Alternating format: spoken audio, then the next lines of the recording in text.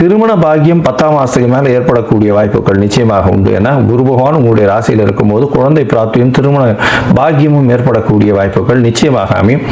அது தவிர பார்க்கும்பொழுது உங்களுடைய ராசிக்கு 8ஆம் இடத்துல சனி பகவான் இருக்கும்போது உங்களுடைய ராசியில் குரு பகவான் இருக்கும்போதும் நிச்சயமாக திருமண வாய்ப்புகள் அதிகமாக இருக்கக்கூடிய காலகட்டமாக அமைய போகிறது.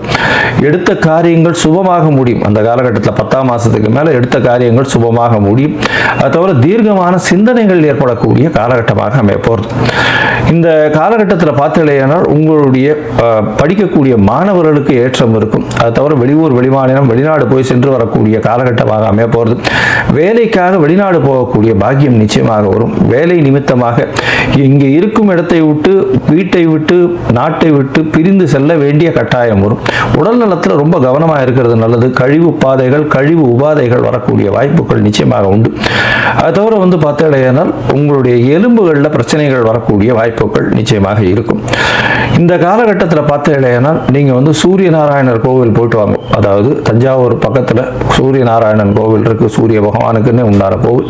அது தவிர சனீஸ்வரனுக்கு வாரம் போய் அர்ச்சனை பண்ணிட்டு வாங்க. பக்கத்தில் இருக்கக்கூடிய ஆஞ்சநேயர் இல்லைன்னா விநாயகரை போய் சேவிச்சுட்டு வாங்க. சனீஸ்வரன் அந்த நவகிரகங்களில் போய் சனீஸ்வரனை சேவிச்சுட்டு வாங்க.